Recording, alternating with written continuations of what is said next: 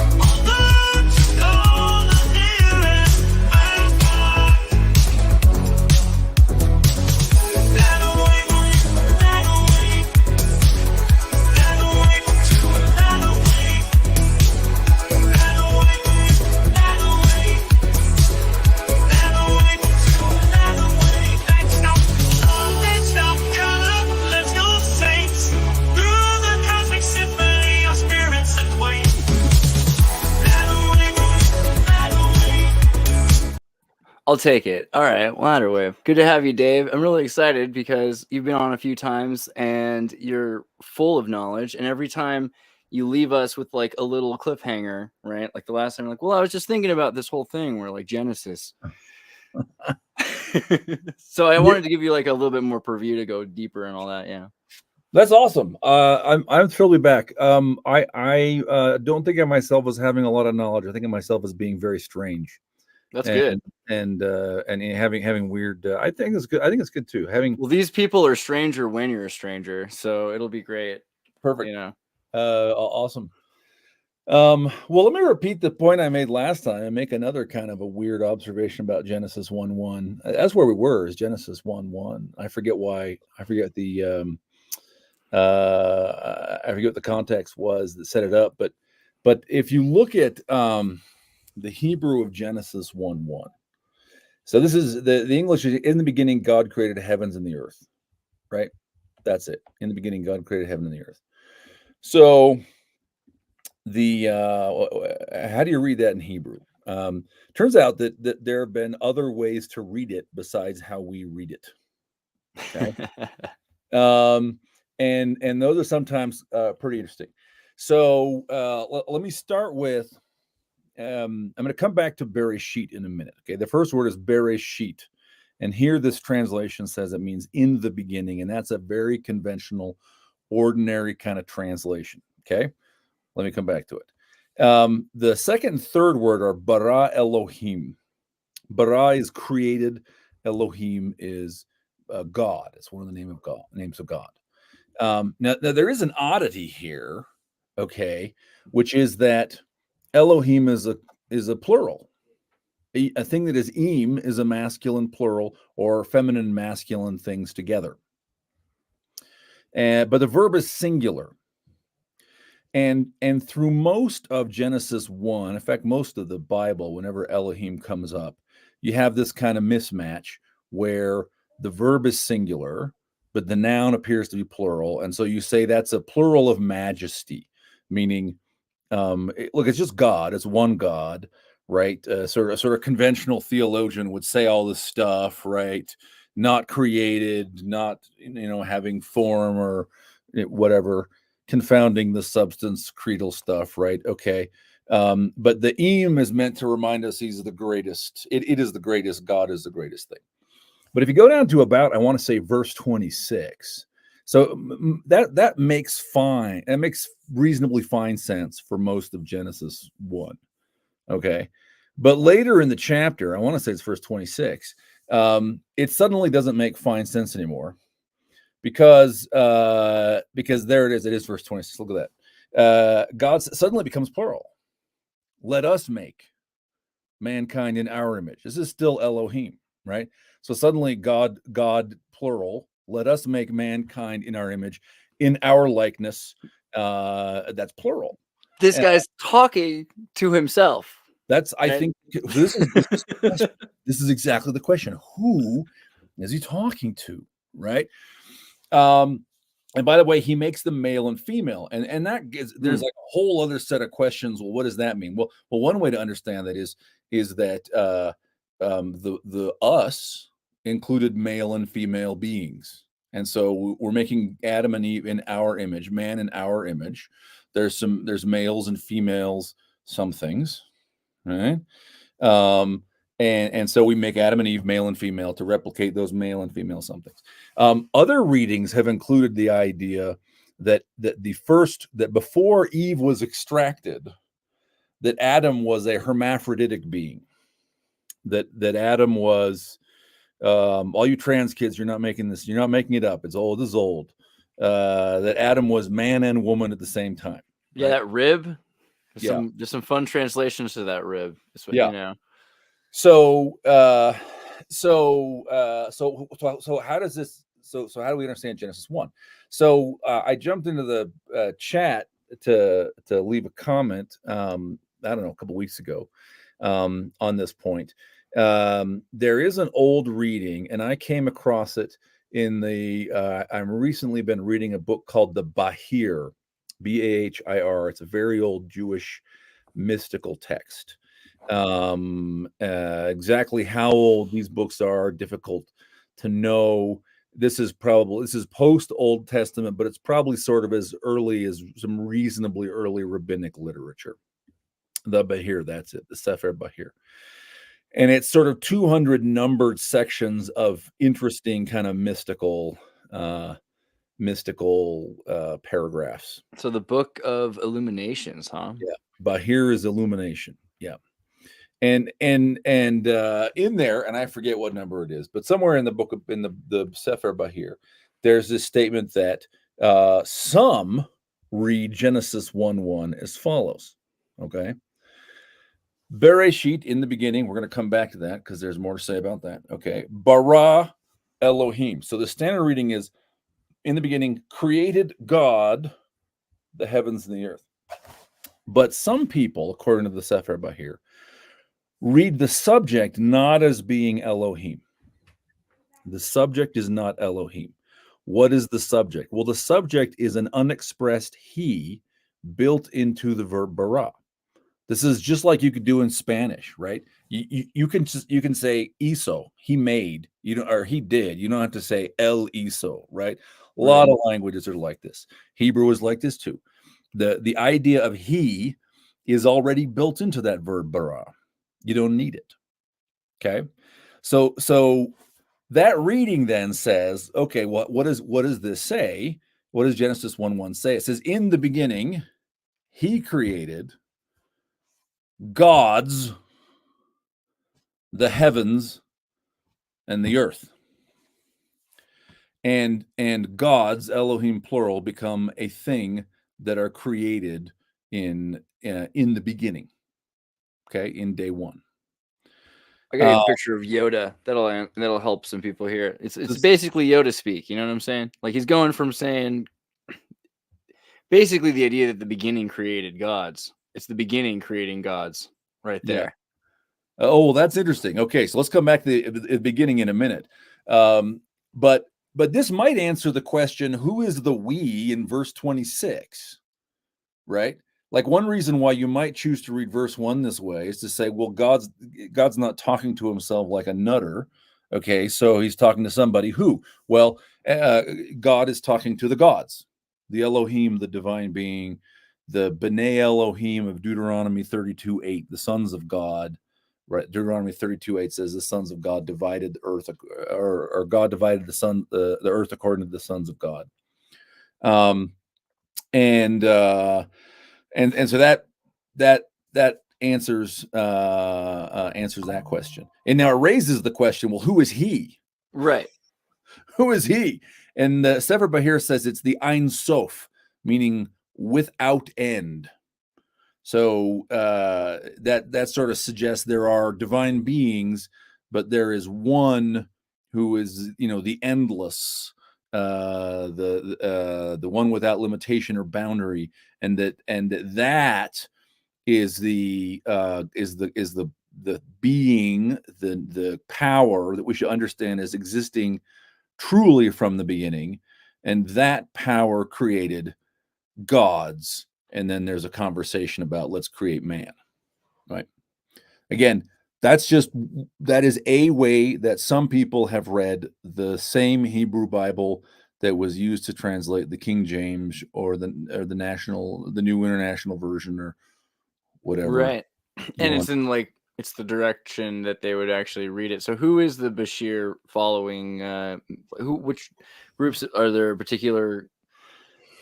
Man, that's a good question. The Sepher Bahir is, I'm way out of my depths here. I'm going to say stuff and people are going to be like, no, Dave, okay, but I'm going to say some stuff anyway. So if you say, I want to read Jewish mystical texts, right? You tend to get pointed at three big ones. One is the Sefer Yetzirah, which means the book of creation. The Sefer Yetzirah, I'm going to characterize this really broadly, is I just reread it. It's so interesting. It doesn't feel like a book that you're meant to read. It feels like a book that you're meant to basically do. And so it's actually quite short. It's like a few thousand words. And so you read like R.E.A. Kaplan. In fact, this blue cover you're seeing is the copy I have, R.E.A. Kaplan's. Not that one, like the one down across the middle of those images. That one. Yeah, this is the edition I have. Most of it is actually Kaplan's commentary, because the Sefer Yetzirah is something like, there's multiple versions, but it's like 3,000 words. Now, you don't think in word count, that's like 12 pages. Like if you just read the text, it's like short version 10, long version 20 pages. And this is quite old. This is I think it's as old as the sort of beginning of rabbinic literature, and some people think that it preserves ideas that go back to First Temple Jewish priests.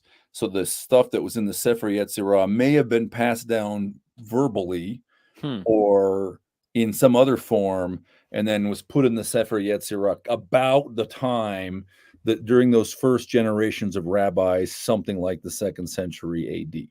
And so this is supposed to be, so Bara is creation. So this is the book of creation. Yeah. So kind of Genesis. Yeah. So it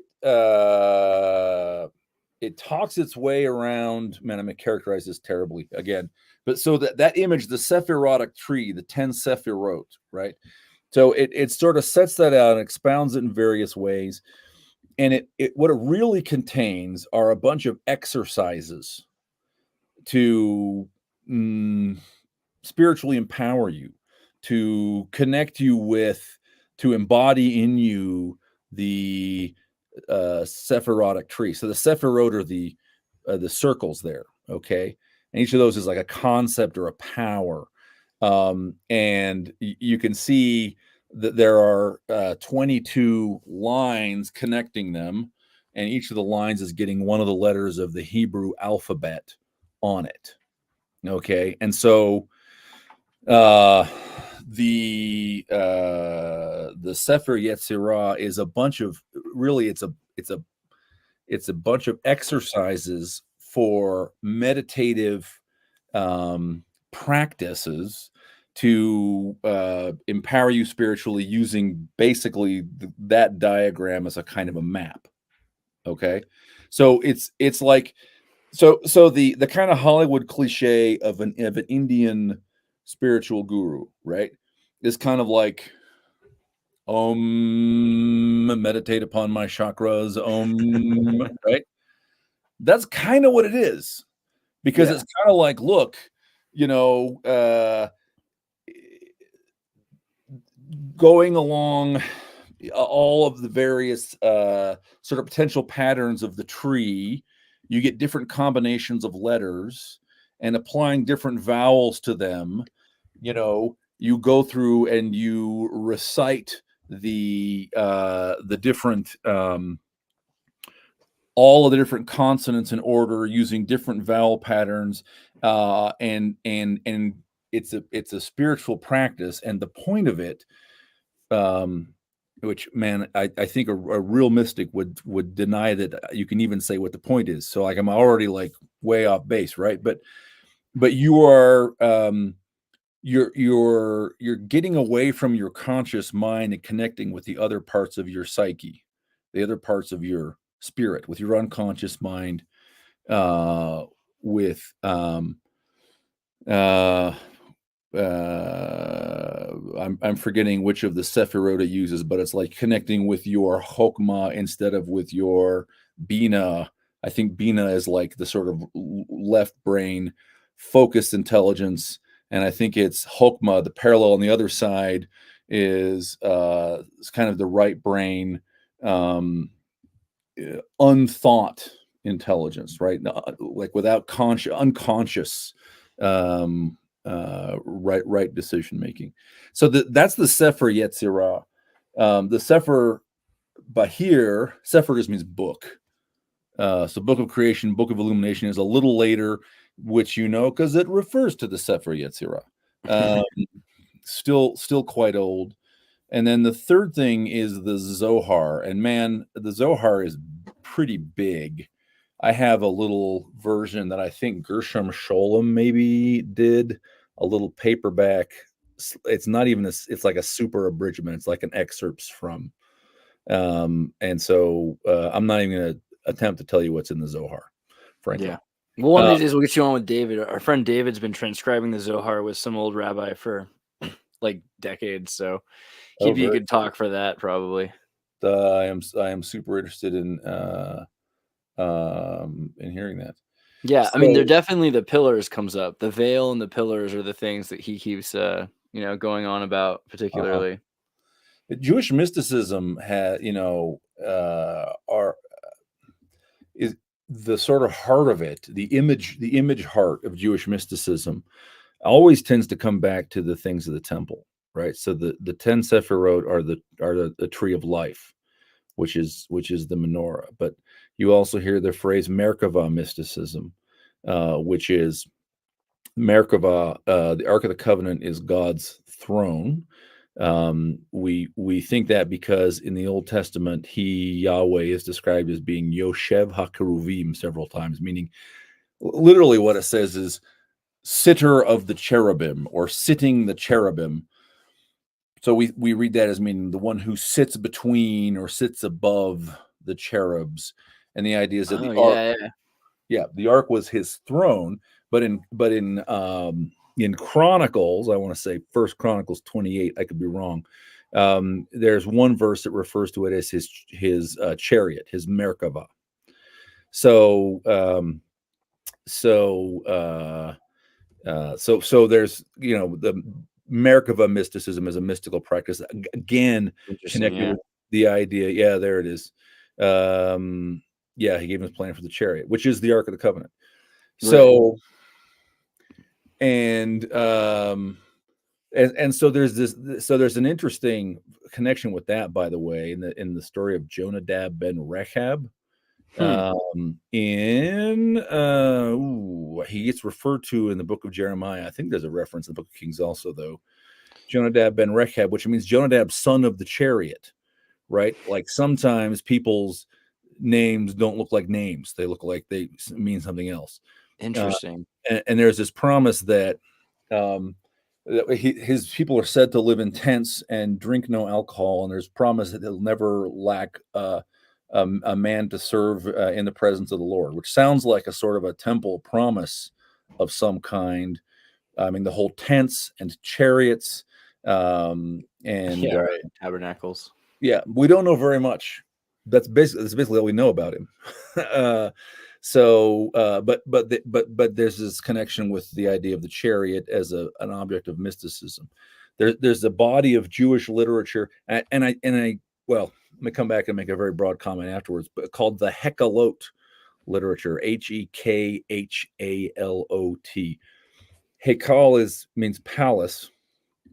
It is a word that also is used to name the temple. Altogether, the whole temple is called the Hekal, or the middle room is called the Hekal. Okay, it's a word that means big building. Literally comes down from Sumerian, and this is another strain of Jewish mysticism. I frankly don't know the difference between Merkavah and Hekhalot mysticism, really, or if this is like out on the fringes of Dave's stuff here, right?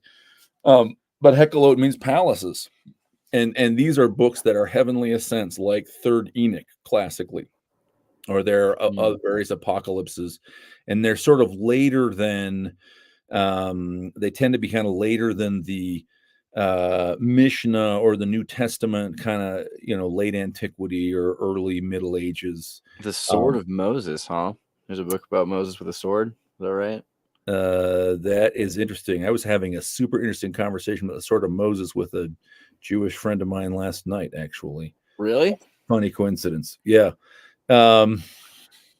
Maybe you don't have to skip into it, but yeah, come back to it. I'm kind of curious. Yeah. So the Sepher Bahir is one of these, right? So like the question of like what people, like who is reading these? That's an interesting question. I don't think it's like you would go to, that's the Jews of Arizona or the Jewish people in Smyrna. Fair, yeah. I think it's more like, disciples around the teacher kind of thing is my guess, because I think that's how mystic practice usually particular schools, right? So some of these though are like from Babylon, like the after this first temple, like this one they're saying was connected to the Gaonic period, or the period when they're in Babylon, when they're in Exilarchs. Some of these are a little bit later. It looks like some of these were right before Christ, but also it's interesting that they would be spread around in the 15th century a lot, because that's when copy machines are being made. That's a job that Jews can have, right? So they're going to be printing books, and that would be a decent time to proliferate those kinds of books, right? And that information. And they're illiterate people, right? They have a paucity of books where intellectual activity is a way to worship God. Right. Yeah. So that's one interesting thing about Genesis 1:1, that maybe some people thought that the big God, the main unreachable God, created first the gods, then the heavens, then the earth. There's another interesting thing, and it's in that first word, Bereshit. So Bereshit is conventionally translated as in the beginning. It's got three parts. We read from right to left, right? So it's the first letter is B, and it means in, but it also means with.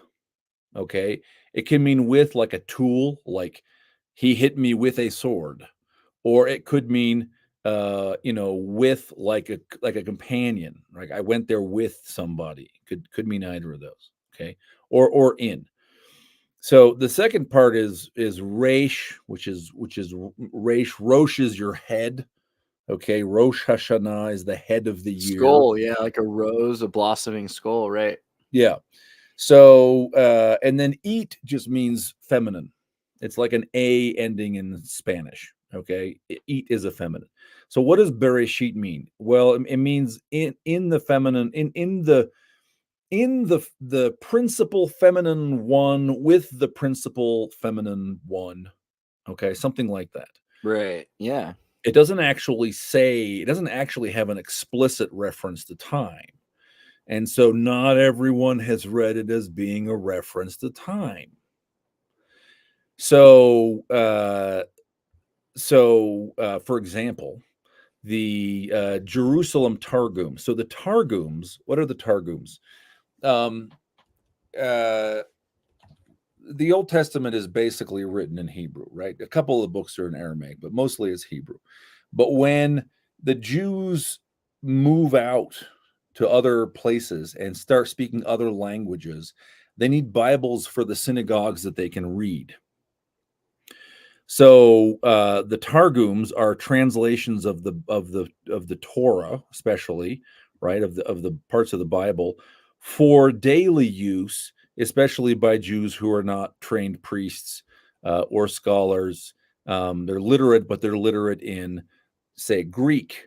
Okay, so the oldest, a very valuable old translation of the Bible is the Septuagint, which was made in Greek in like the 3rd and 2nd century BC. It's in the Greek language, but it's made in Alexandria and Egypt. And so there's a big, rich community of Jews who speak Greek, and they get the Bible translated into Greek so they can use it. And the Septuagint is wonderful because it preserves sometimes old readings that disappeared in the Hebrew version. Okay, we touched a bit on that when we talked back about the Deuteronomist. That was a thing that came up. The Targums. So arguably the Septuagint is actually a kind of a Targum. Okay, but it's sort of a Greek Targum. Targum usually is used to refer to the early Aramaic versions of the Bible. So Imperial Aramaic is a language used in the Babylonian and Persian empires before, like everyone speaks French, and they used to all speak, or they speak English now. They used to speak French. They used to speak Latin. They spoke Greek. There was a time when every educated person in the Mediterranean spoke Aramaic, Eastern Mediterranean, right? This was the lingua franca. Right. And for the most part, like but Hebrew was almost like a dead language simultaneously at that time. More people were speaking, even the Hebrews were speaking Aramaic. Yeah. Or a provincial language limited to relatively few people, right? So if you're a reasonably rich Jewish community living in Asia Minor or something, you're probably using Aramaic, and so they get a bunch of Aramaic Bibles made.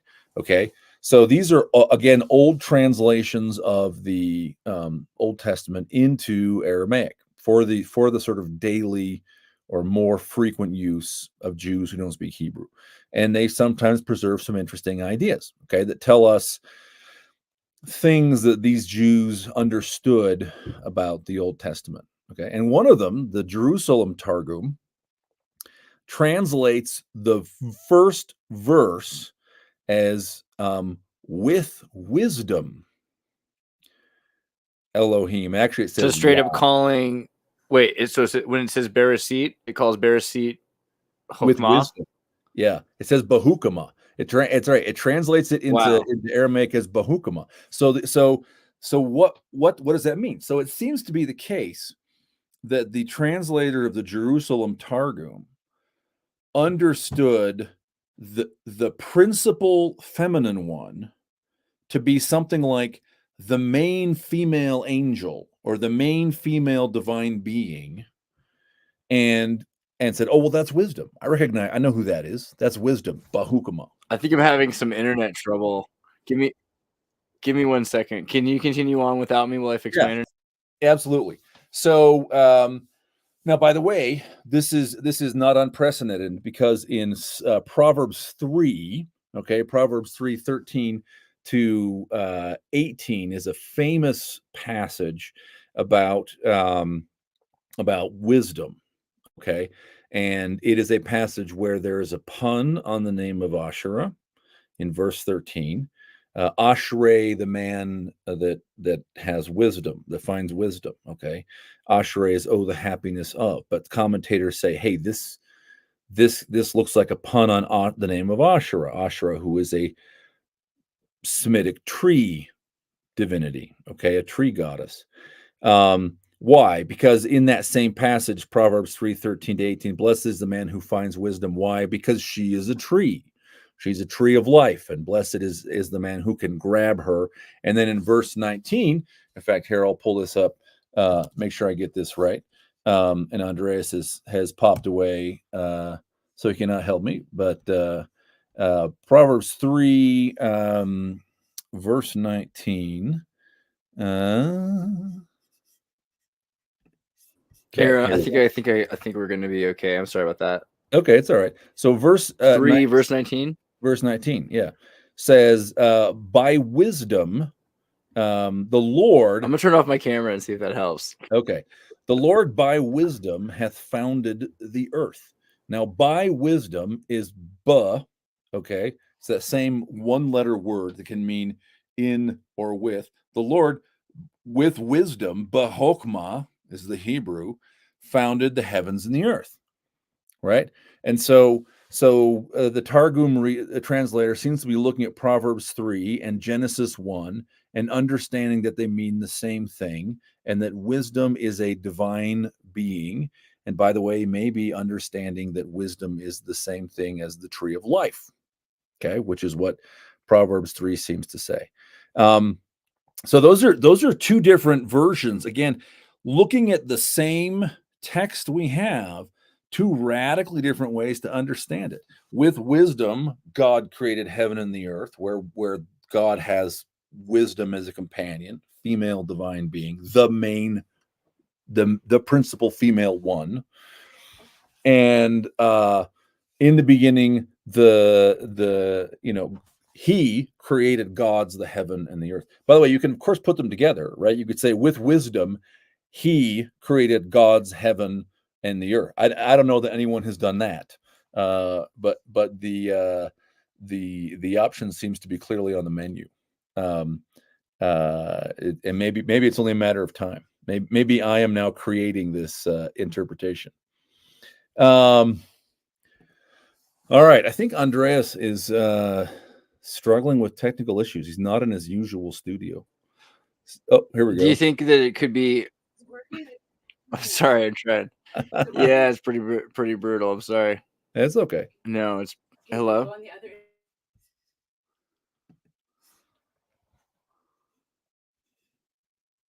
I think so. The idea that it's you said Bereshit Shokma or Shokma Bereshit. The idea that by wisdom it's created, and the idea that it's a singular feminine kind of implies that wisdom is kind of part of the Lord, right? Or is this companion, right? So Bereshit. So Proverbs 3:13 or verse 19 says the Lord. And that's I'm looking at a translation, but it's all caps, so that almost certainly says Yahweh. Bahokma, with wisdom. So that could be the Lord with wisdom as his tool, but it can also mean the Lord with wisdom as his companion hath founded the earth, right? Hath founded the earth. Now that doesn't have to be what that means, right? Because the rest of that's interesting. The idea of the Elohim. I'm sorry, yeah. I've got like internet from India all of a sudden, but so it sounds like you're saying that it could be that it's the father and the wife, or like the masculine and the feminine aspects of reality, right? Which is interesting because the fact that we're even divided kind of implies that that's part of what God is made of originally, is like a relationship. So the entire thing. Absolutely. And this is a very sort of polytheistic reading of Genesis 1, right? But the point is, these are two different components. One in Targum, Jerusalem Targum, kind of says, hey, it seems to imply God is not alone sexless. God is there, male with a female, right? And then the Sepher Bahir says, the God beyond, the endless God, created all the other gods before creating the earth. And there was some controversy, by the way. There are again recorded in the Sepher Bahir, which maybe I should have tabbed these and brought down with me, but I didn't. Sayings by different rabbis about when the angels were created, right? And some said, on the 5th day, and some said on the 6th day or on the 7th day. But what they all agreed is there's no way they were created on day 1, right? which is to say there's a backlash, there's a rejection, there's an awareness that one could read the creation story in Genesis 1:1 as indicating multiple divine beings participated in creation from the beginning, whether it's a great female divinity / angel or a bunch of angels together, and an insistence that must not be true. That, the angels were created later. Why? Well, because the angels fly, and so God created the angels when the flying things were created. Or the angels are lights in heaven, so when he created the lights in heaven, then he created the angels. And those were after day one, safely away from the creation, right? Because that's a reaction that wants to say there's no way anyone helped in the creation. It's just God. God is alone. Bam, the creation. But there's this interesting fact that you can read Genesis 1:1 differently, and some Jews anciently did. Let's see. Tell you what, I don't know where to go with this, but I am looking at the chat. We'll see if we get any questions or objections we can address. The earth is made by wisdom without her husband knowing. Will, that sounds about right. Yeah. Well, that is an idea, right? Is are we talking about God's wife? So there are a couple of archaeological sites. If I were Andreas, I'd pull them up and show them in the chat, but I'd show them on the screen, but I'll put them in the chat instead. You can look these up on Wikipedia. Kuntalet Adrud and Khirbet El Kom. Okay, and I'll let you look them up, and you can check me on this stuff. That's not QUM, it's QOM. Khirbet El Kom. So Kuntalet Adrud is in the north of Sinai. They used to say, "Oh, this is probably a temple." I think the conventional wisdom now is we don't know what it is. There's some building, and it dates to a little bit before the time of the prophet Isaiah. Or I want to say it's early 8th century BC. Okay, like between 800 and 750. I could be wrong, something like that. It's a little before Isaiah. Kuntalet Adrud. And there are pithoi at Kuntalet Adrud, and I believe there are two of them. What are pithoi? A pithos is a big clay jar. So there are clay jars at Kuntalet Adrud that have pictures on them, and the pictures look like people seated on thrones and other kinds of sort of provocative images.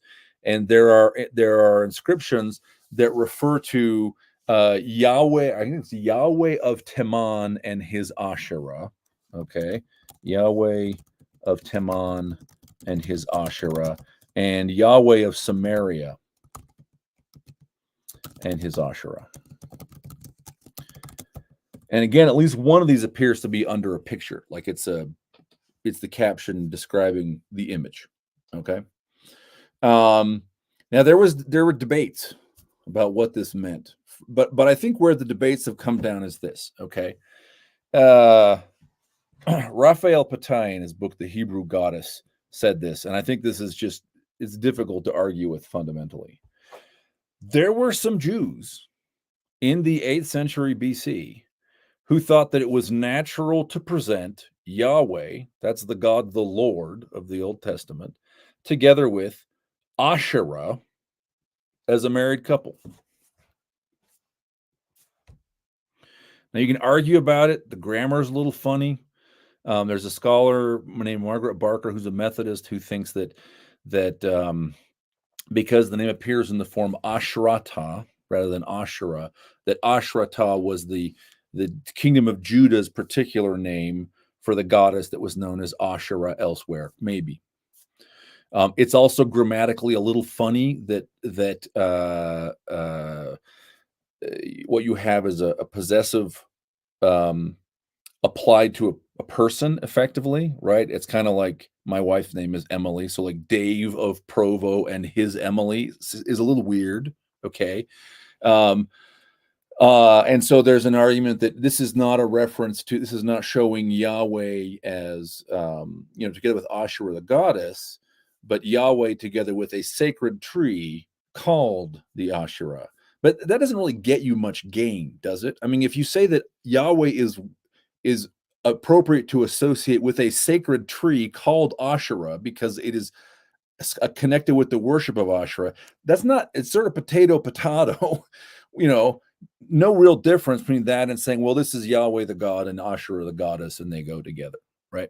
So there's this kind of funny grammatical question. Maybe Margaret's right, Ashrata is the right name, but it seems quite clear that from Kuntal et Adrud, we have these two inscript, or I think they're ink writings maybe on Pithoi, showing that some Jews before the time of Isaiah thought that Yahweh belonged with this goddess Asherah. So this is we're talking about, is this God and his wife? This is the point. Maybe it is God and his wife. Maybe the Jerusalem Targum is in the tradition of people who said from at least the time of Isaiah, God had a wife, and that's okay. That's normal, right? And obviously not everyone who wrote or edited the Old Testament felt that way. Khirbet El Kom is an archaeological location near Hebron, so it's in sort of Palestine occupied territory. Actually, I don't know if it is now. Maybe the Israelis have taken it back. I don't know. And it's a grave, and I think it's a grave of a man named Uriyahu, as I recall. And there's an inscription on the wall. It's like carved into the wall, and it's a little hard to see because the wall is cracked and that's interfered with some letters. But again, everyone, the way they read this is it's blessed be Uriyahu by Yahweh and his Asherah. Again, and I think it might say Yahweh of Samaria and his Asherah again, but blessed be Uriyahu by Yahweh and his Asherah. And the Khirbet El Kom inscription is dated a little bit later. It's dated to, as I recall, the late, again, you guys got Wikipedia, you can check me. I'm just holding it for it till Andreas gets back. I think it's late 8th century, and it says the same thing, right? That this Uriyahu, whoever was putting inscription in his grave, thought it was appropriate to, ask for a blessing upon the dead man from Yahweh and apparently Yahweh's wife, Asherah. So that's interesting, Chad. So you're saying maybe Asherah is not a first name. That's a super interesting idea. So your point is, so maybe this is not the point you're making specifically, but the grammatical oddity, maybe the oddity of having a possessive on a personal name is resolved if we understand that Asherah is not a name, but it's something more like a title. Like it means like his queen, his goddess, right? And so Baal can have an Asherah and Yahweh can have an Asherah. I think Andreas is watching and saw that comment, that super chat, and pushed it through to make sure I saw it. That's awesome. That's a great comment. I don't know if that's your original idea or someone else has made it, but I think that's very interesting. The roots for the name Asherah, by the way, are interesting. I'm going to throw these in the chat. It's Aleph Shin Resh. Okay, Aleph is a glottal stop, but you get two big ideas out of that root, and one of them is happy, and one of them is straight. Okay, including the idea of upright. So when, for example, in Isaiah 40, which the early Christians quote about John the Baptist making straight the paths of the Lord in the wilderness, and by the way, the Dead Sea Scrolls people quoted it about themselves. Okay, they're using that verb yashru, make straight. So Asher is the one who makes straight and the one who renders happy, and it might be a title. That's a super interesting thought. I like that very much, Chad. So all right, let me grab other comments here. Scrolling up. This is the spot where the red heifers are. Is that Khirbet El Kom? That'd be a funny kind of historical audit.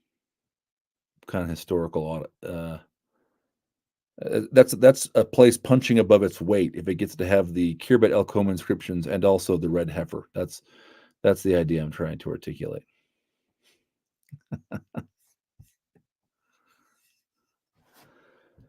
Yeah, similar to Mary or Mariam. I do think Mary is a title.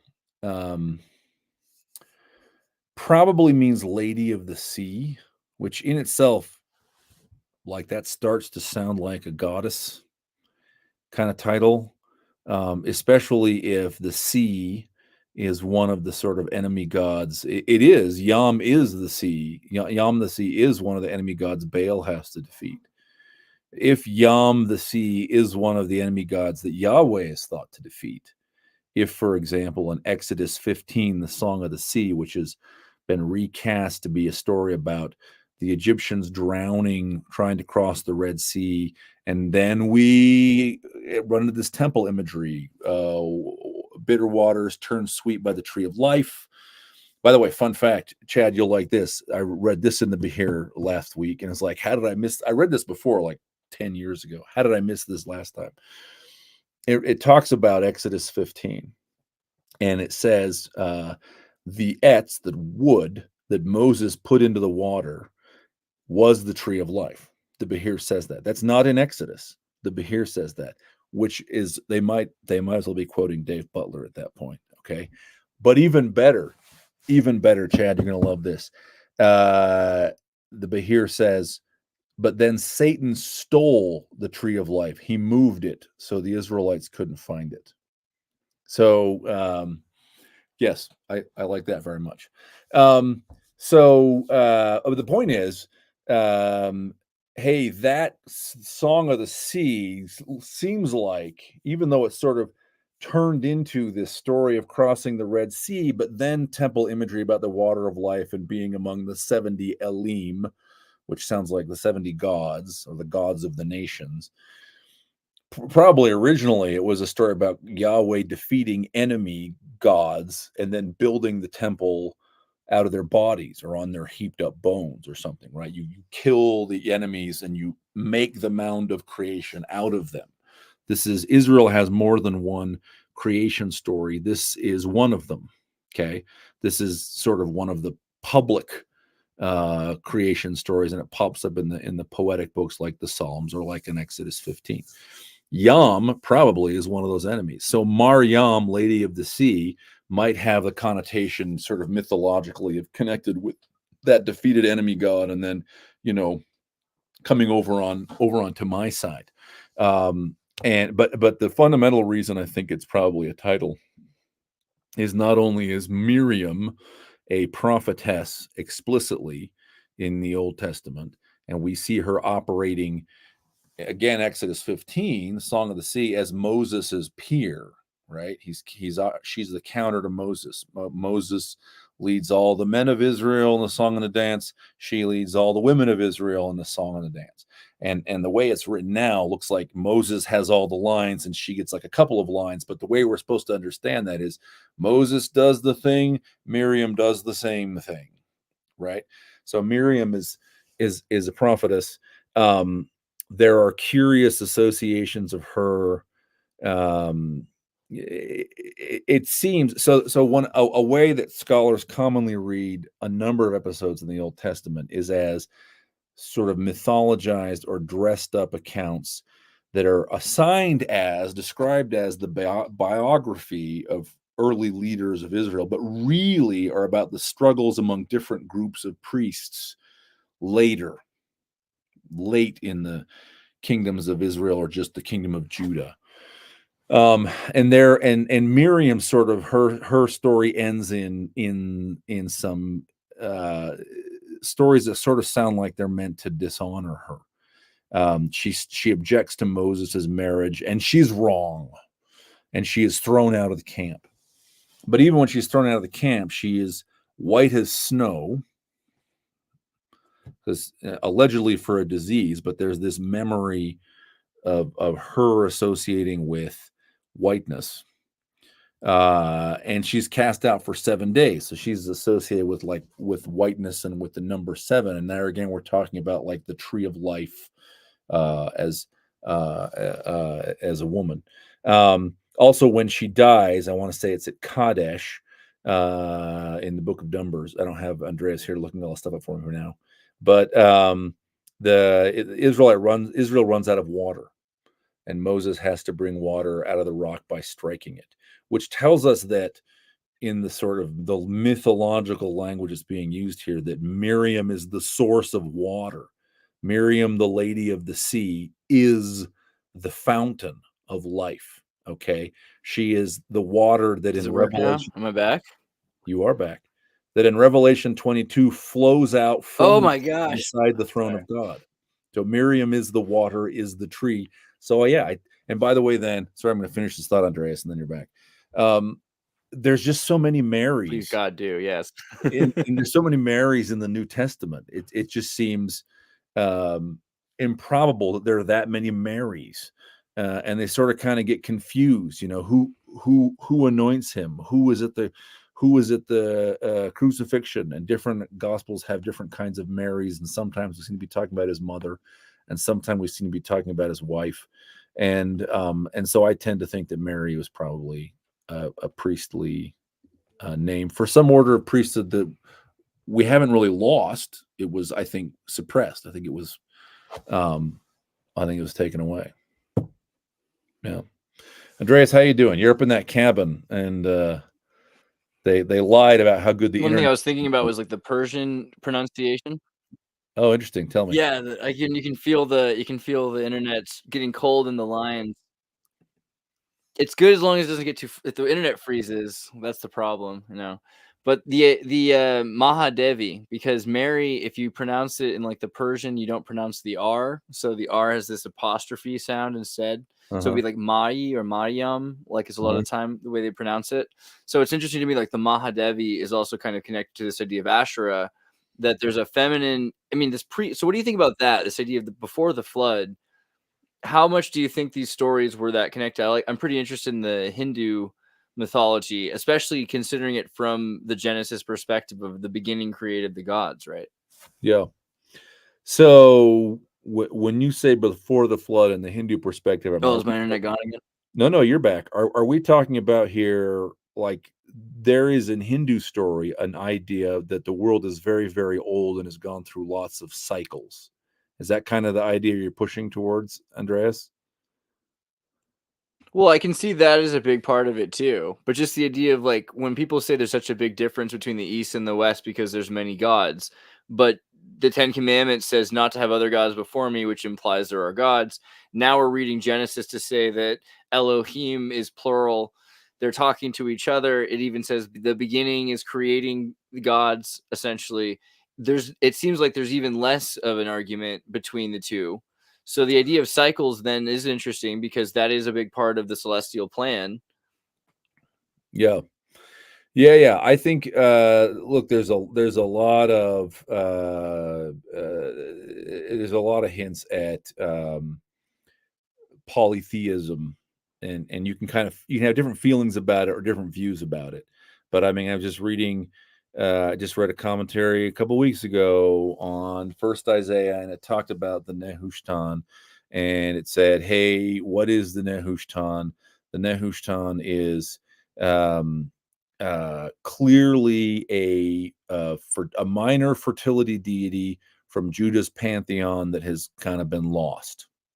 Okay, like that's just no nonsense. Just that's what he said. Okay. Yeah. So but definitely not Shaitan. Shaitan. Okay, Neshutan. Okay. That's an interesting question. Have you and I talked about the Nehushtan before? I don't know if we did or not. Did we talk about that? We talked about Deuteronomy? I don't know if we brought this up yet, but it's on my eye. I mean, we've talked about Deuteronomy, but I forget if we brought up this particularly. This is something that's also interesting to me because of medicine, the Epic of Gilgamesh, the idea that Isis uses the Nehushtan staff, that she injects like two snakes, which look like the double helix. I think who's the guy who found discovered the double helix, right? Yeah. You talking about Crick DNA, or something like double DNA. Yeah, helix. Francis Crick and Watson. Is that right? Watson, right? Yeah, and they were Rosicrucians, and they were really interested in the double helix Oh, were because they? of That's Isis, and fascinating. I didn't I know think that. that's kind of that. Yeah, That's cool. right. So like the symbol itself, like it predates.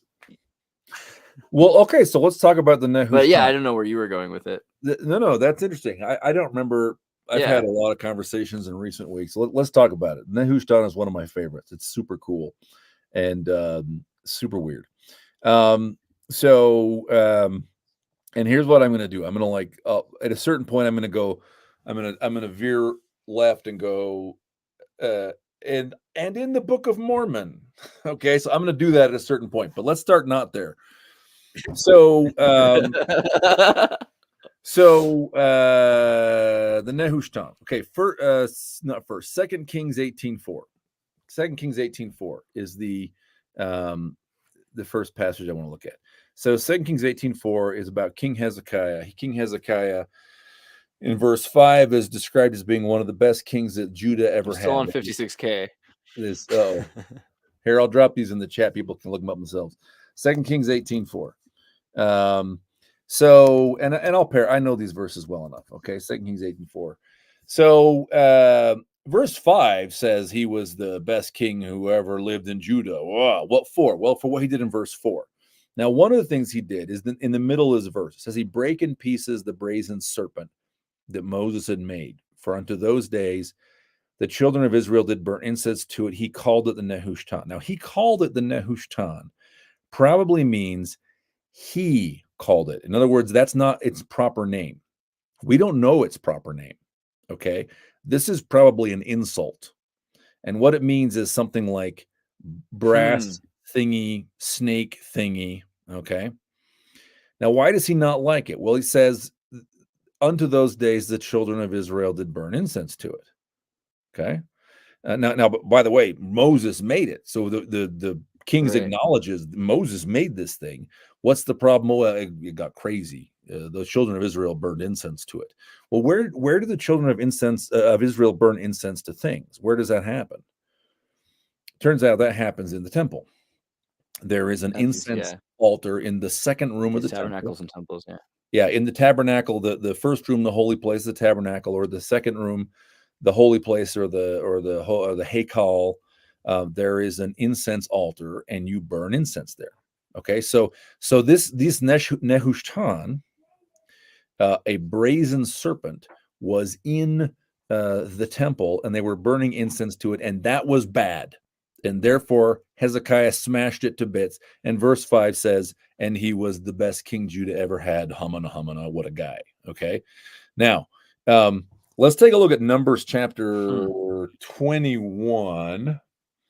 Numbers 21 for the story of the Nehushtan. You'll notice the Nehushtan doesn't appear actually anywhere else. The rest of these passages we're going to read, the word Nehushtan does not appear because probably that's an insult that King Hezekiah made up, okay, or the people around him, or the editors of the book, or something. Numbers 21. I want to say verses 6 to 9. So, is the story of the Nehushtan. So here I'm pulling up mine so I can read if you're having difficulty with connections. So verses 6 through 9. Verse 6, there it is. The Lord sent fiery serpents among the people. Fiery serpents is Nechashim, that's serpents. Seraphim. Now, if you go, Dave, Seraphim, hold on. That sounds like seraphim. It doesn't sound like right. It is seraphim. Okay. So serpent, seraphim. He sent fiery snakes among the people. They bite them, people die. This is the problem. The problem, Andreas, is mortality. Okay. Snakes are bringing mortality. They're bringing death to the people. Therefore, they come to Moses and said, we have sinned. Pray unto the Lord, Yahweh, that he will take the serpent. It's Nachash. Take the serpent away from us. And Moses does it. Verse 8. Now, this is where this translation, and this is true of the King James translations and lots of translations, okay, tells a little bit of what we would call in London a porky. Okay, a little bit of a porky here, by which I mean a lie. Because it says, and the Lord said to Moses, make thee a fiery serpent. That is not what the verse says in Hebrew.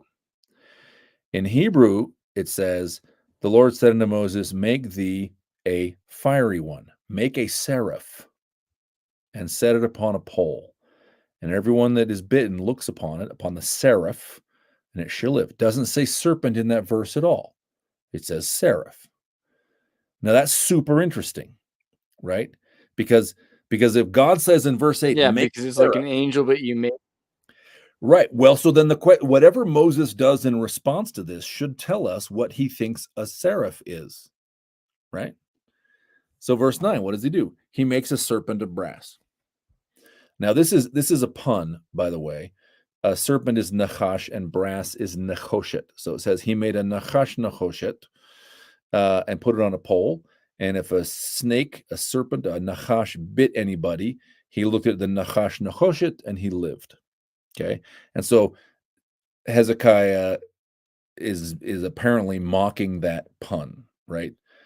Calling it a Nehushtan, a brassy, snaky thing. Okay, but what we learn from this is God didn't say put a snake on a pole. He said make a seraph, and Moses put a snake. This tells us that seraphim. Well, he put a brass thing up. I mean, this could be a lightning rod, right? Like this could be like one of those Franklin rods for electrocutes everybody in a grounding range. I mean, it looks like a serpent. He's saying it looks like a serpent, made a serpent of brass, right?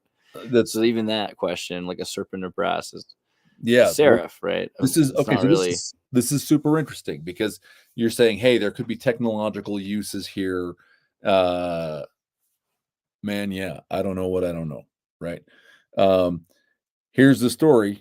The story says you're bit by a snake. You look at this seraph on a pole, and it saves you. Okay. All right. Obviously, the next passage we have to read is Isaiah chapter 6. Okay. Isaiah chapter 6 is the calling narrative of Isaiah. So this is a vision. Okay, and I'll read this and I'll walk through. I'll kind of comment on this. Okay, we'll discuss. So in the year that King Uzziah died, I saw also the Lord, it's Yahweh, sitting upon the throne, high and lifted up, and his train filled the temple. So we're in the temple. Okay. Now we're seeing stuff like, for example, throne. Now, what is the throne? Well, the throne of God is the Ark of the Covenant. We already talked about that, right? Now there may or may not also be a serpent throne on top of that, but the point is there's a piece of furniture, and it's understood to be spiritually God's throne, right? So Isaiah is seeing in his vision the spiritual nature, the spiritual counterparts of things that are physically there, that physically belong in the temple. So there's the throne. Above it stood the seraphims. Now, here we go, right? Because we know that when God said to Moses, make a seraph, he made a snake. So above it stood the seraph. So these are snakes. But first, let's go above it. Above it's interesting. Above what? There are. The English is tricky. It looks from the English like there are three possibilities. There are only two. Okay, so it is not the train in verse 1. Why? Because the train is actually a plural. Okay, it's shulayo and it's his skirts. By the way, in the Old Testament, who wears shulayo skirts? Well, priests do and women do. So God here is either a priest or a woman or both. Okay, but the skirts is not the thing that the seraphim are above. So it can either be there is no it in Hebrew. There's masculine or feminine things. Okay, so it can either be the Lord or it can be the throne. Now that doesn't make a difference here, right? Because the Lord is sitting on the throne. So the seraphim are above the Lord sitting on his throne. Well, the Holy of Holies is where the throne is. So if the seraphim are above the throne, they're coming out of the Holy of Holies. Okay, so that's what he sees is now, by the way, seraphim, how many of these are there?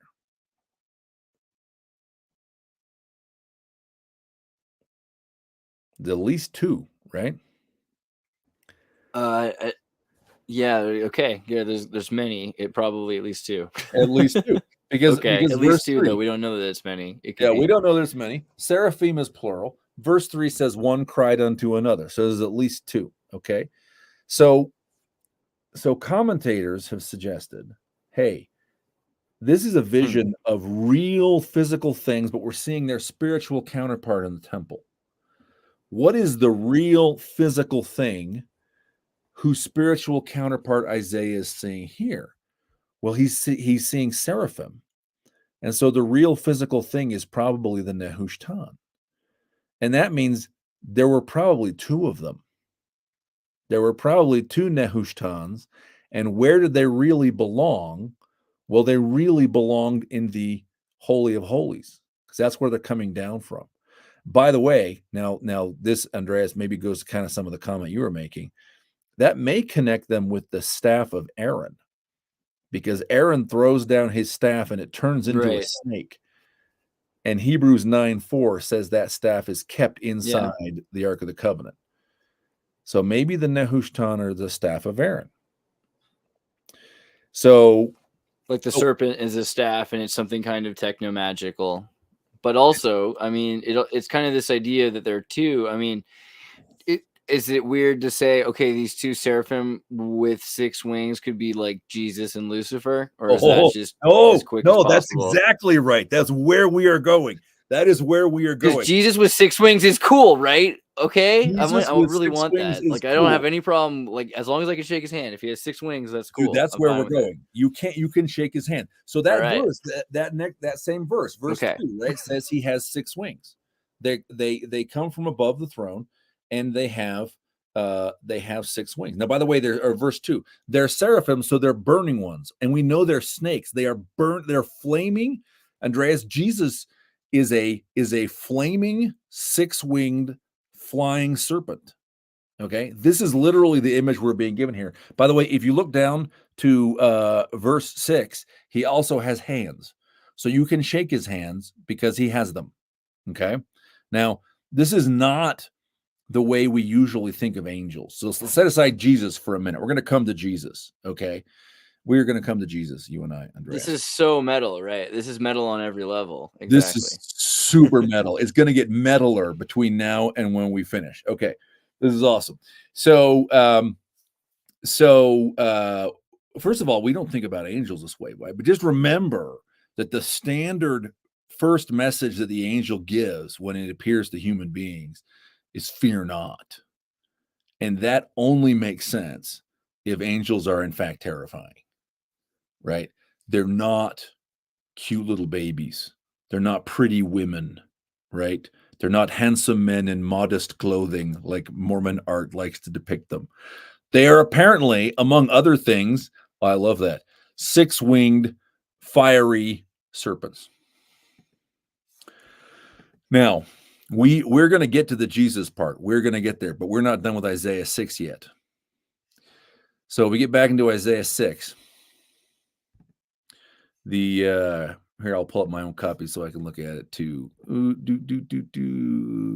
we go, Isaiah. So I hope it's working, man. I mean, it's great. Like, I figure as long as we got the chance, let's put up Isaiah as hard as we can in front of as many people as possible. Okay, good. Isaiah is the best. Isaiah is the best. So the seraphim are talking to each other, right? So yeah, they have 6 wings. Okay, 2 cover their face, 2 cover their feet, with 2 they do fly. By the way, Andreas, is probably not feet, because feet in the Old Testament is a very common euphemism for genitals. So probably the snake is covering his modesty. So like you see that in like it's Isaiah 10, where the king of Assyria will have his head and his feet shaved to humiliate him. It's not his feet. When Moses forces Zipporah to circumcise. Ruth and Boaz. Sorry. No, that's awesome. That's exactly right. That's a fun one. I always had a feeling, you know. Yeah. So they have slept together, and then Boaz has to cover his feet. It's not his feet that they're covering. Or when Yeah. Moses has their child circumcised, Zipporah is mad and throws the foreskin at Moses's feet. It's not his feet. Okay. So the snake is covering its modesty, okay, and is flying along. Now, by the way, look at they're singing this, the Trisagion, holy, holy, holy is the Lord. And look at verse 4. The house is filled with smoke. Well, why is the house filled with smoke? Well, the answer is because they're burning incense. You're in the temple, there's the incense altar, you're burning incense. This is the Nehushtan, and Isaiah is burning incense to it. He is doing exactly the thing that apparently caused Hezekiah to get upset and smash the Nehushtan to pieces. Okay? The Nehushtan are in the temple, and Isaiah is burning incense. Okay? So this goes back to like our Deuteronomy discussion. Man, the Bible. Yeah, and is this something where he's like, no one should do this, or only angels should do this? Like, who does he think's allowed to do this, or is it just never should be done? It's a good question, because he doesn't say Hezekiah barred the door or restricted people from going in. It says he smashed it to pieces, which rather implies he hated everything it symbolized, which we're not done yet with all the things that it symbolizes, right? Because so look now, Isaiah 5, verse 5, Isaiah 6:5, verse 5 there. Isaiah is sad. Why? Because he has sinned. Verse 6, then flew one of the seraphim unto me, having a live coal in his hand. So this is a fiery, six-winged flying snake with hands. Okay. Picks up a coal with tongs. 7, laid it on my mouth. This has touched thy lips. Thine iniquity is taken away. Thy sin is purged. This is metal. This fiery, six-winged flying serpent with arms saves you from mortality. It solves the problem of mortality. When a snake inflicts mortality upon you, this snake saves you, and it also purifies you of sin. Purges you of sin. Okay? This is the thing that Hezekiah smashed to bits. Now, if we go look, you said, hey, it's not Jesus, is it? It's Jesus. How do we know that? Because take a look at John chapter 3. Yeah, take a look at John chapter 3. John chapter 3, New Testament. I was just thinking about John 3 today. John 3 is awesome. Nicodemus coming by night. Verses 14 and 15. Okay. So this is John, right? It's not a CCTV recording. It's John, right? Writing, but the words he puts into Jesus's mouth.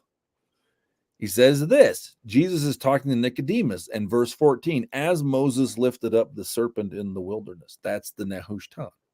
As Moses lifted up the serpent in the wilderness, even so must the Son of Man be lifted up. Who is the Son of Man? Jesus is, right? Whosoever believeth in him should not perish, but have eternal life. So John has Jesus saying, this is the one. So that serpent's key. That serpent is key. That serpent is the Nehushtan. That's right. The serpent is the Nehushtan. The serpent is flying six-winged fiery metal serpent Jesus, because Jesus says so. Because Jesus says so. Now, by the way, here's the Book of Mormon connection. Oh, actually, we'll look at a couple of verses, but first, let me tell you this. We have looked at both of the explicit references to the Nehushtan in the Old Testament. Numbers, 2 Kings. That's it. By the way, I think Isaiah is also a reference to the Nehushtan, but it doesn't say that. Okay. But it's the seraphim, so I think it is. But that's it. Okay. There is also one. Right, not technically. Yeah. There's one reference to the Nehushtan in the New Testament, and we just saw it. So if some of you are going like, what is this Nehushtan crap? I've never heard of it, and I've been going to church my whole life. It's not in very many verses. Okay.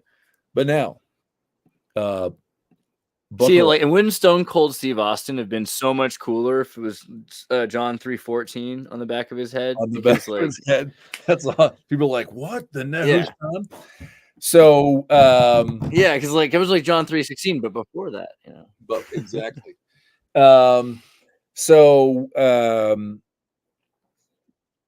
Thing one. I'm gonna say three things out of the Book of Mormon, then I'm gonna go read Genesis with you. Okay. Okay. Thing one out of the book. Where we go first. Okay. Here's like this is just general observation. One clear reference in the New Testament, two clear references to the Nehushtan in the Old Testament. In the Book of Mormon, 4. So, like, fun fact, Wow. the Book of Mormon is obsessed about some things. Tree of Life, Adam and Eve, Garden and Eden, Melchizedek priesthood, and the Nehushtan. Okay, where it talks about those things all out of proportion to the Bible, New and Old Testament. Wow. So yeah, 1 Nephi 17, 2 Nephi 25, Alma 33, and Helaman 8.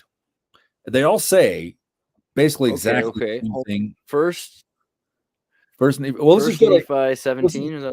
Yeah, let's just look at one. Let's look at the. If we're gonna pick one, I like Helaman. Helaman 8. Helaman 8. Helaman 8. Here. Am I allowed to share? I can share. Or Helaman 8 versus. Yeah, go right ahead. That might be easier. All right. Let's see. Do I have a share button? Bam. I have a present button. Share screen. Okay. Screen sharing tips. Cool. Oh crap. I have to go get permissions to Google Chrome. All right. Before next time, I will give my permissions. So here we go. Helaman 8 verses 14 and 15, I think it is.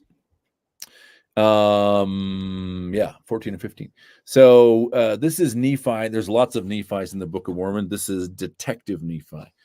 My friend Aaron was joking around. He's like, man, I'm going to write a Book of Mormon book one day. I'm going to call my book Second Nephi. I said, been done. He said, Third Nephi. Man, you got to keep going. There's a lot of Nephis. So this is Nephi, who is a detective. And he's dealing with the corrupt leaders of his day. And look at verse 14 and 15. The he here is Moses. Yea, did Moses not bear record that the Son of God should come? As he lifted the brazen serpent up in the wilderness, even so should he be lifted up, who should come. Jesus is the serpent. And as many, and now we kind of take one step further, and as many as should look upon that serpent should live, as many who look upon the Son of God with faith, having a contrite spirit, might live even unto a life which is eternal, right? So all 4 Book of Mormon references basically are this. They all 4 say, look, Jesus is the serpent. Jesus is the Nehushtan. Never uses the word Nehushtan. So this is the kind of thing that, scriptures are long and they're complicated and you can read right past it. But so that's thing number 1. But I mean, it's just crazy because someone would read this and be like, oh man, serpent. But then you look at, like, again, the ancient Torah, or even again, when we talk the Veda, all these ideas of God being associated with the master of the serpents. And what is a serpent? Because serpent and dragon and dinosaur, and it has wings, right? There's a lot of birds. Like, we have a lot of different references all of a sudden. Yeah. That is this Nehushtan.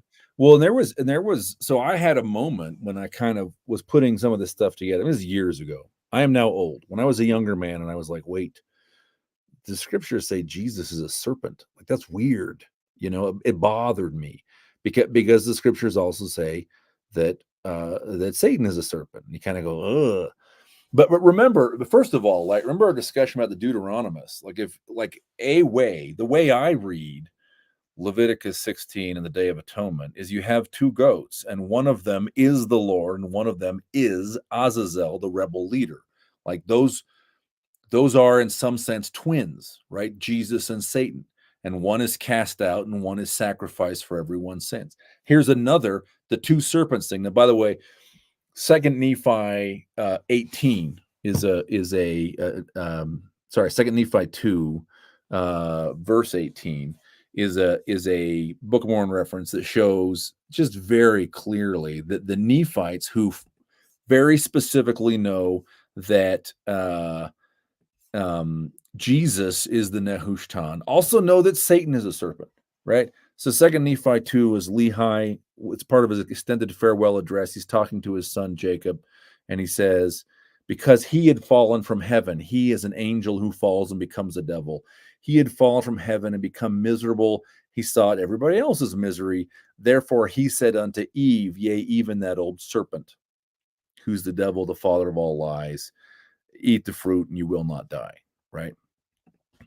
the Nephites know Jesus is a serpent. They tell us 4 times. They know Satan's a serpent too. Now, one more Book of Mormon verse, and then I want to take you into a thoroughly metal rereading of Genesis 3. Okay, but it's the Book of Mormon verse that sets us up. So 2 Nephi chapter 9. If you can just jump to chapter 9 from where you are.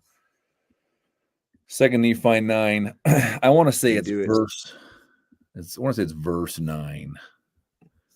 Let's see if that's right. Yeah, it is verse 9. Bam. Okay.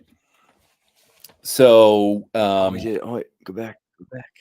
There you are. Okay. And verse 9. In verse 9. So this is now Jacob, Lehi's son. In 2 Nephi 2, Lehi is talking specifically to his son Jacob. Here's Jacob now delivering a sermon many years later. And it's on this, again, I said the Book of Mormon is obsessed with subjects like the Garden of Eden. Okay. And this is a sermon that's full of Garden of Eden talk.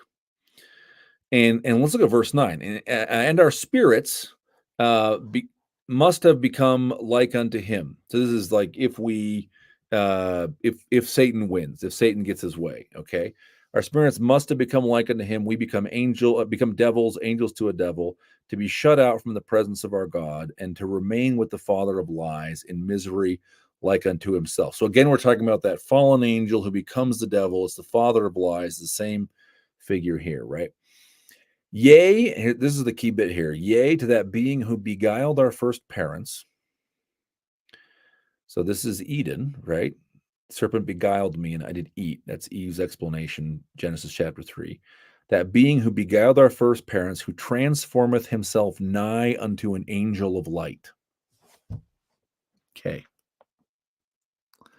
Andreas, in Isaiah chapter 6, what does the angel look like? Right? It is a fiery 6-winged serpent. So fiery. So here's the deal.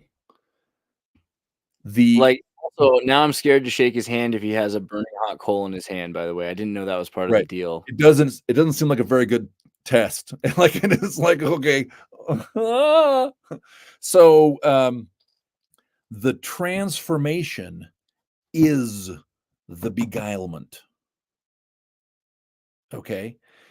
Because Jesus in the Garden of Eden, which is the Holy of Holies, is the serpent with 6 wings, the fiery serpent who saves you from mortality and purifies away your sin. Satan, when he comes into the garden, takes on that form to deceive Eve and Adam. The beguilement is the transformation. The transformation into the serpent form is the beguilement. Now, let's look quickly at Genesis kind of 1, 2, 3, 4. Okay. Really, we're just going to read some verses in 3. But if you look at Genesis 1, okay, across those verses or chapters 1, 2, 3, 4, you get 3 different names of God. And secular Bible scholars will say something like, hey, these are from different sources. And in one source, it's Elohim, and in one source, it's Yahweh. And this tells us we have different sources putting stuff together. I think there's a better explanation for that, okay? At least in this case. Genesis 1, as we've already discussed, is all about Elohim. It's all Elohim this, Elohim that. Every occurrence of God in Genesis 1, right through about Genesis 2, 4, is Elohim. Okay, Elohim, translated God, maybe understood as the gods, fine. Genesis 2, about verse 4 or 5, we suddenly change names. And the name we get is the Lord God. And Lord in the King James is all capped. And Lord, when it's all capped, means it's translating the tetragrammaton, the 4-letter name of God, Yahweh. Okay? So see how it says Yahweh God, Yahweh Elohim. Okay? And that occurs, that starts in Genesis 2 verse, what is that? 4. Okay? So in other words, we've been talking about Elohim. Suddenly in chapter 2, verse 4, Yahweh Elohim shows up. Now, by the way, what does that name mean? Well, it could mean Yahweh the God or Yahweh of the gods, right? But it's the Lord God, Yahweh Elohim. Now, what does Yahweh Elohim do? Well, he does everything for the rest of chapter 2, which means he causes it to rain and the plants come up. He forms man out of the dust of the ground. He plants a garden eastward in Eden. He plants the trees in the middle. He plants the trees in the garden, but also the tree of knowledge of good and evil and the tree of life in the middle.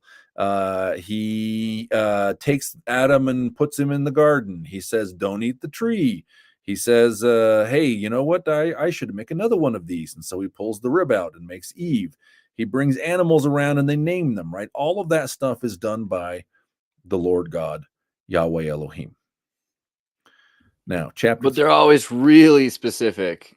They're constantly being like, here he is, Yahweh Elohim al Hara-Rez, like the Yahweh God on the earth, Yahweh, the tetragram. It's not ever just Elohim at that point.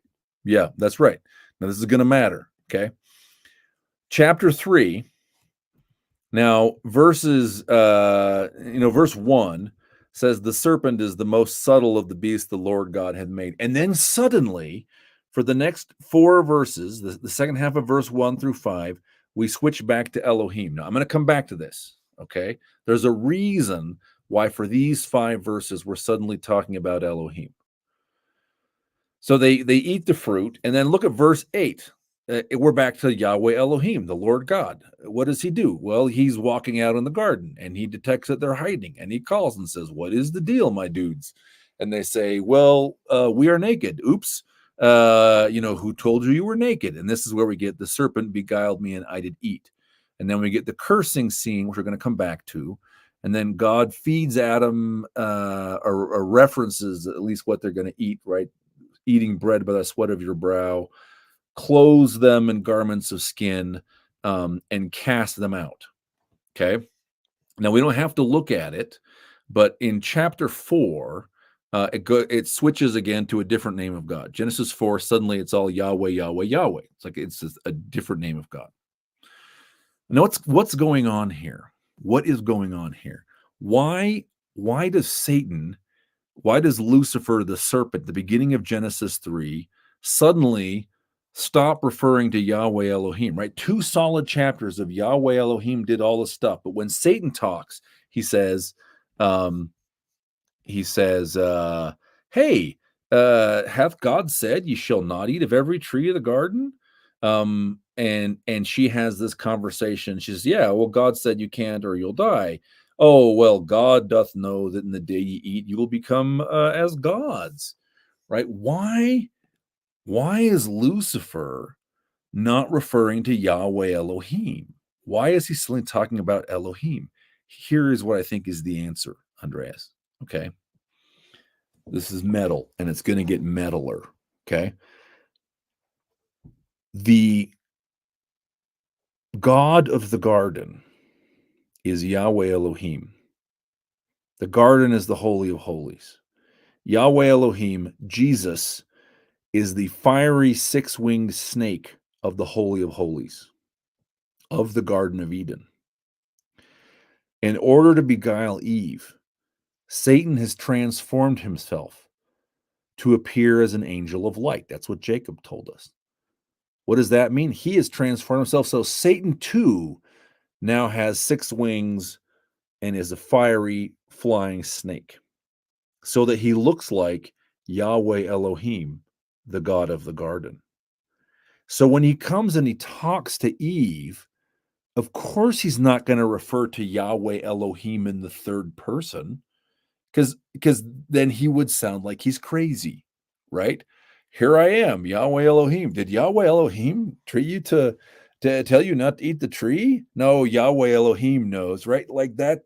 So instead, he pushes the dialogue kind of back and says, well, he's presenting himself as Yahweh Elohim, as the angel of light. And he says, hey, didn't gods, the gods, yeah, they told you not to eat, but the gods, Elohim, They lied. You're not going to die right away. You're going to become like one of them, knowing good from evil, right? He has to say Elohim because if he says Yahweh Elohim, he breaks his own deception, right? Now, here's the Right. here's the medalist part. The curse. Okay, the curse.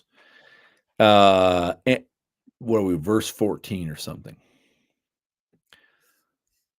And the Lord God said unto the serpent, because thou hast done this, thou art cursed above all cattle and above every beast of the field. Upon thy belly shalt thou go, and dust shalt thou eat all the days of thy life.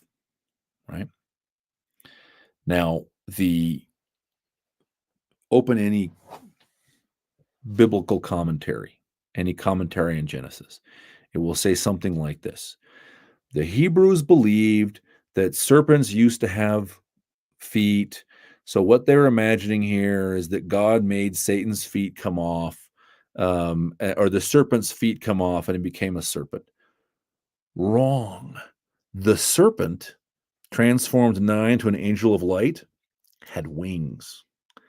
So what this scene is, okay, and what we're missing, what is not expressed, but what must be here, is that Satan is pinned by some of the sort of burly warriors of heaven, okay, and when Yahweh Elohim, the true fiery flying serpent, says, "Upon thy belly shalt thou go," they are ripping off his wings, right? Ripping off his wings, ripping off his arms. Dust shalt thou eat all the days of thy life. And then they throw Satan, who assumed this body as a disguise, right? And now it's been shorn of all of its power. It can't travel. It doesn't have the modesty it used to, right? It doesn't have the fire, and he's cast down. It's the opposite of Adam, right? Adam is brought out of the dust. This divine being, this fiery six-winged serpent, is ripped of its divinity and hurled into the dust, shattered and bleeding as a curse and a punishment. That is what we are supposed to be seeing here in Genesis chapter 3. That's the best so not everyone can convince me that the snake in Genesis is even related to Lucifer, but that's the best argument I've heard for the fallen morning star, right? That is everything, the connection then to the OU morning star who is fallen. Like, that is exactly what we're talking about then in Genesis, which is pretty interesting. And this is a major confusion for people, that they don't understand that lizards and birds are all dragons. Really, it's the same. If you look up birds on Wikipedia, it's theropod dinosaurs. So there's just one huge family of things, and they were all simultaneously interacting with them. They're going to look at lizards differently. But again, also the idea of Moses' sword, right? Because the idea that Moses' staff and this bronze thing that he's lifting up, is that related in your mind to Moses' sword? Do you think that is the Nehushtan? Is Moses' sword Nehushtan, or is that different? So Moses' sword.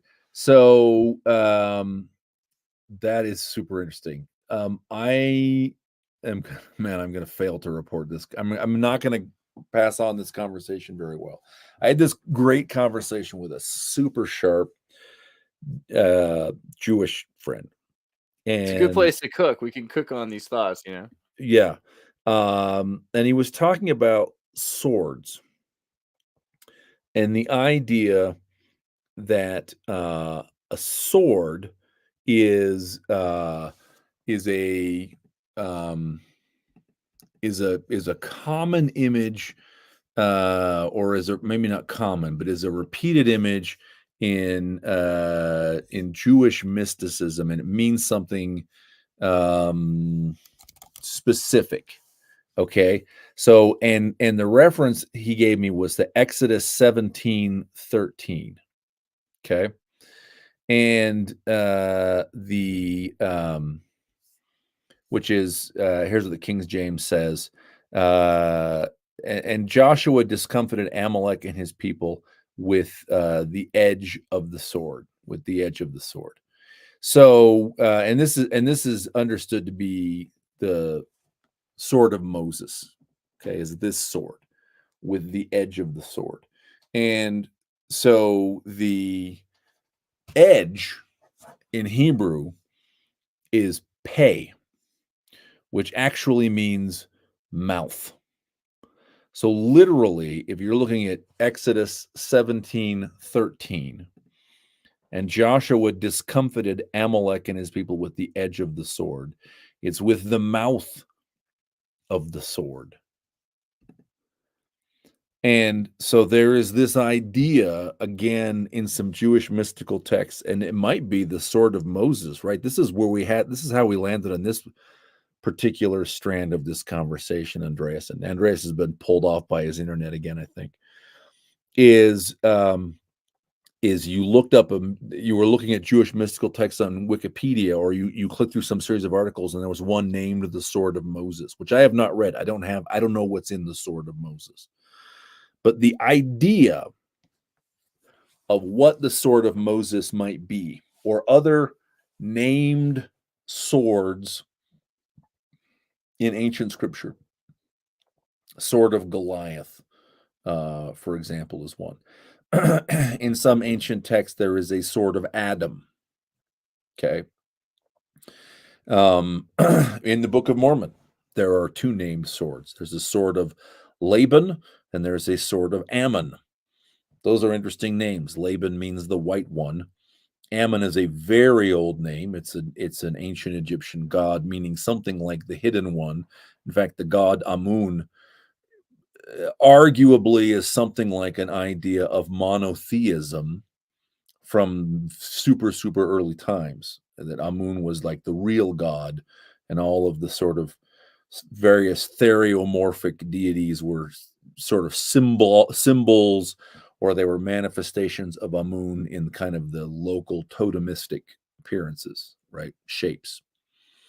So the idea of the named swords, like the Sword of Moses, or the Sword of Ammon, or the Sword of Goliath, or the Sword of Adam or Laban or whatever, is that those were mystic words.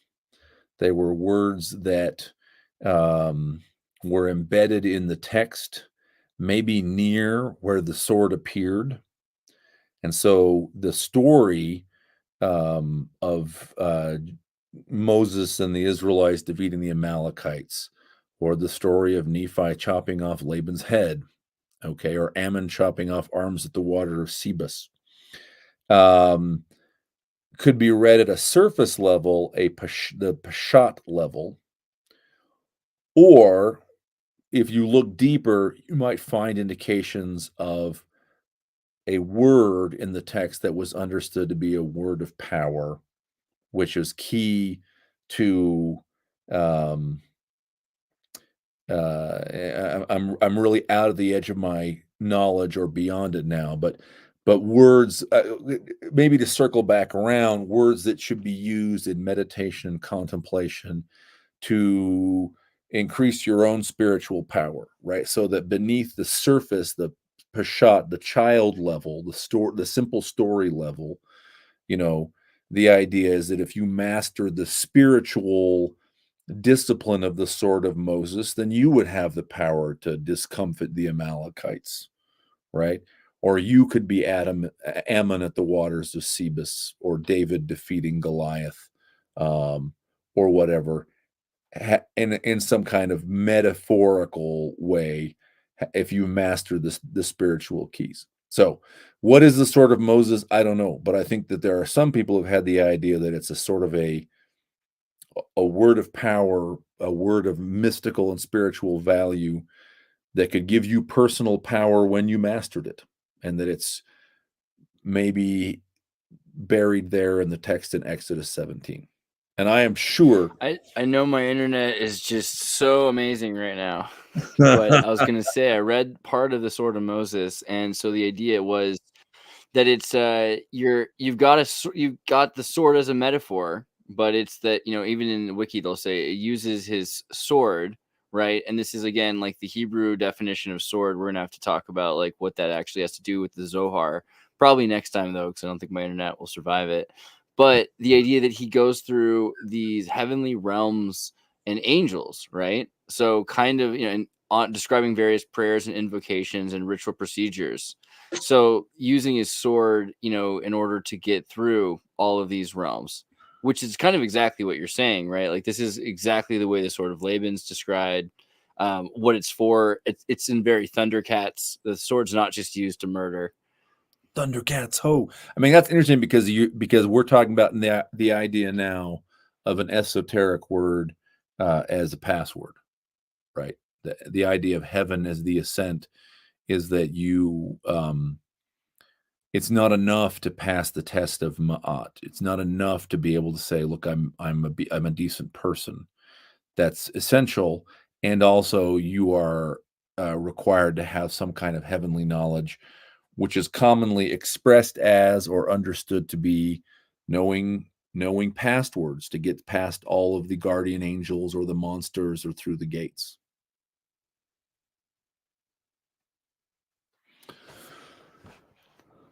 You are having awesome internet tonight. You are. But I wonder if, and I haven't looked in the chat for like an hour now. Yeah, it's brutal. It's pretty brutal. Is it? I get the feeling, though, it's all about what you're supposed to say and not what I'm supposed to say anyway. But this was pretty good. I feel like what we'll do is we'll get some more internet together and then we'll continue this conversation because it's been pretty beautiful. But I want to be able to hear what you're saying. And I'm starting to lose the capacity to hear every message. Maybe you want to tell us, like, as if you tell us, you could go on another, like, tell us one more thing from the Book of Mormon, because there was a third and fourth thing that you said like connected this to the serpent, right? We did Helaman and we did Nephi 17. We did second Nephi 9 and then so second Nephi 2 and then second Nephi 9. So yeah, so we hit them all. We got all the Book of Mormon points. The last thing I wanted to show you was that Genesis, and I think we for me, I mean, it's all interesting, but like one of the fun things is I think there's a much more colorful mythology than we realize. It's kind of been it's sort of filtered and sterilized. And I really do think that we're supposed to be seeing I mean that serpent story, as I recounted it, is what I think the Eden story is. And Satan is stripped of wings, defrocked, shattered, cursed, cast down to the earth. He's not the twin of Jesus. He looks like the twin of Jesus, right? He assumes that form by deception to beguile Eve. But the image is the two dueling serpents of Eden, and that is absolutely metal, and I love it.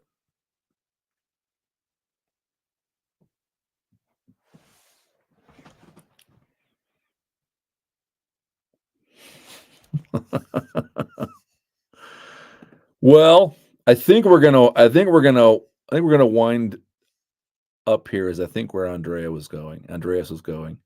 So sorry I didn't get a chance to look at everybody in the chat. But it sounds like we may have more opportunities to talk later. I look forward to it very much.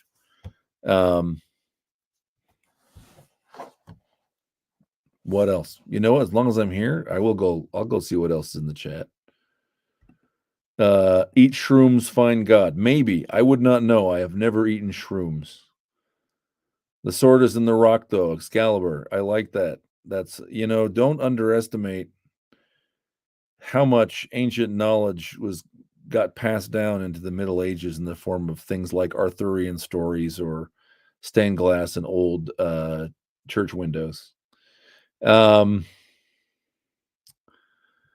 eat dinosaur eggs like they're breakfast. Absolutely. Moses is Jesus, Yahshua. Well, that's interesting. Donna, excuse me. That's interesting. There are old Israelite texts where Moses has clearly been given roles that used to belong to the king. So one of them, for example, is I think it's called the Exagoge of Ezekiel the Tragedian. I'm going to put this in the chat, and then I'm probably wrong, but I'm probably wrong about everything. Ezekiel the Tragedian. This is like a Hellenistic era playwriter. It's not Ezekiel from the book of Ezekiel. And it's basically sort of the Exodus as a play, but it shows Moses as the king enthroned in the Holy of Holies, which is super interesting because Moses, because then the figures of Moses and Jesus and the king kind of all start to bleed together. And second Isaiah, so second Isaiah's or Deutero Isaiah is Isaiah 40 to 55. Okay, that's the chapters we're talking about. Whether those really were written by somebody else, we don't know. But it's commonly thought those were not written by the person who wrote the first 39 chapters. Although really, if you read a detailed commentary, it's way more complex than that. It's not like Isaiah wrote 1 through 39 and then Isaiah Jr. wrote 40 to 55. It's more like Isaiah 1 through 39 is basically by one guy, but with later editing and changes, and right. And some of the second Isaiah stuff is probably older and brought forward. So there's a famous book by John Eaton where I'm forgetting the words, like festal kingship in Deutero Isaiah or something like that, where he argues that second Isaiah is a play and that it is a play about the king. It's a play that takes place in heaven, and the main character is the king, and it's associated with the fall festivals, with like the Day of Atonement or Sukkot.